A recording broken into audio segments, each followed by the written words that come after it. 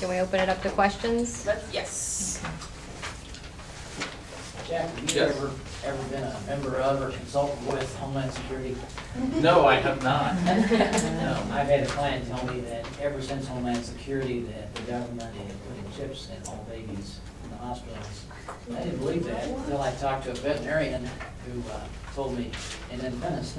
He said, "Oh yeah," he said, "I got more cats and dogs than we can ever imagine, and I can hide it, you can't find it." And they're sticking it right under the sternum or wherever they want you put them. This is with humans or with animals? Both. Okay. But Homeland Security's tracking everybody. Well, the technology to do that, as far as the transponder chip that you're referring to, is relatively small. What they call subdural implants. I've read about these things. And you can opt to have one put in if you want. You can actually put one in if you'd like. Well, that's what the vet said. And yeah, they do it. The technology has been in place for veterinary medicine. Has been what they call short burst, close proximity transponders. So they're not able to be tracked by satellite, but if you have a detection device within a few inches of the animal, you can turn it on essentially. So it's a passive type system. But satellite transponder technology has gotten to the point to where I've seen and read about transponders about the size of a grain of rice. So, and that is satellite proximity detection as well. So This same guy told me that the military has it in all their dog tags now. yeah, And all our passports. for battle situations, there's what I've read is that in battlefield situations they have a set of dog tags that will be worn in battlefield situations for. Well, that would include all reservists too, right? I don't think that, well, by law, I don't believe they can just give them to you without your knowledge. So battlefield ID, I know they're using it for that, but just general around town wearing, you're not supposed to have that stuff in your, or on your person. So would access to that kind of information be available through some of these programs? No, that's all theoretically secure, but the concept of security in this day and age is really an illusion.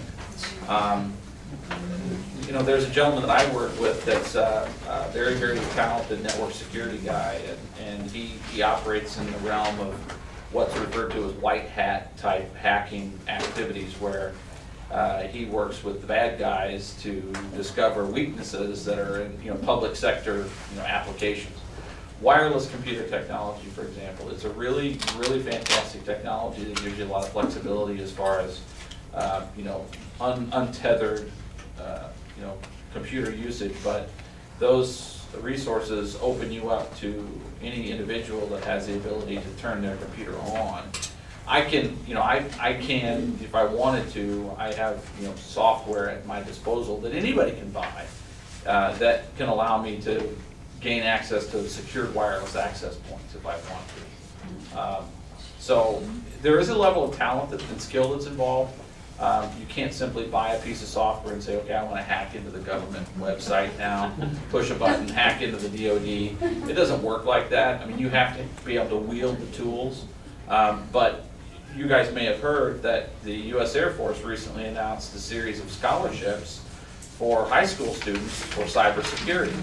So the government is now soliciting high school students and cultivating a new cyber force of soldiers now. I mean, that's where it's going.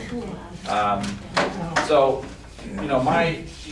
you saw me shaking my head when there was some comments being made. Great. Some of these tools are really fantastic technology, but I really, knowing what I know about information people can gather, I really discourage. I don't have a Facebook page. I'm a testifying expert, so I don't see it being anything but fodder. If I have a Facebook page out there, I even, you can ask Dawn, I even cringe when people say, oh, I put your picture on my Facebook page. And I ask them to take it off. Yeah, and for pictures of this event, Yeah. it can be blacked out. So, and my kids, and we were talking about this, the kids, that's the realm of social media. So my folks, it was all about the telephone and the written post. My generation, it was email. My kids' generation, it's instant messaging and text.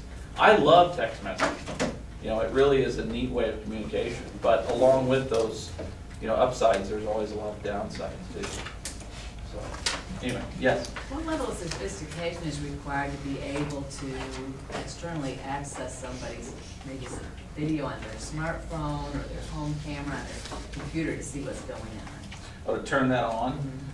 Well, you know, as Jill pointed out, if a person has an application installed like Skype, which a lot of the PC manufacturers are putting in by default these days, it simply is a matter of, there's a little bit of sleuthing that is required to be done to gain access to a person's home network. Most of the broadband service providers, if you guys have cable or DSL or those types of internet services, the broadband service providers give you a modem to be used in the home, and that modem acts as a firewall, so it's supposed to be a security barrier between your home network and the outside world. But it's not that difficult to poke through that. There's a lot of different ways to do it. If a person has access, if they know you, it's very simple for them to be in your house, plug a flash drive into your computer, upload a small application that opens a gateway for them to get into your home network. That's easy enough to do. That's a 20-second operation.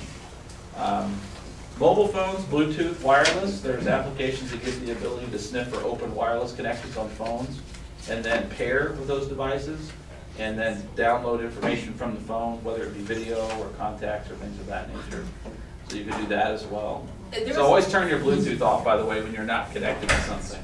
Plus, there's an attorney that I know that practices family law, and she represented, one of the spouses, and her client forwarded the other spouse's email, this outrageous email that the soon-to-be ex-husband, oh my God, can you listen? We got to deal with this, And so the attorney needs to read the email. She opens it up. It installed something on her computer, and so then he was able to, the other parent, her non-client was able to get all of the attorney-client information from the attorney's computer. Scary. So is there a way to track that to see if someone has attached something to an email that you've opened up? Is there a way that you can check your computer to see if that stuff that is installed? Well, as a good rule of thumb, never open attachments from someone you don't emphatically trust. However, a lot of viral applications, a lot of virus software is designed to send emails, broadcast emails out from people's inbox to friends, so that really can't use that rule. Most attachments to emails that are documents, PDFs, so you really can't trust the document type anymore because the attachment type could tell you a little bit about what it was, but you can't really trust that anymore as a rule of thumb. So the best recommendation is to have a solid, up-to-date virus scanning application that's scanning email attachments. So Something like you have Symantec will pick it up. Symantec, yeah, there's a handful of good ones out there.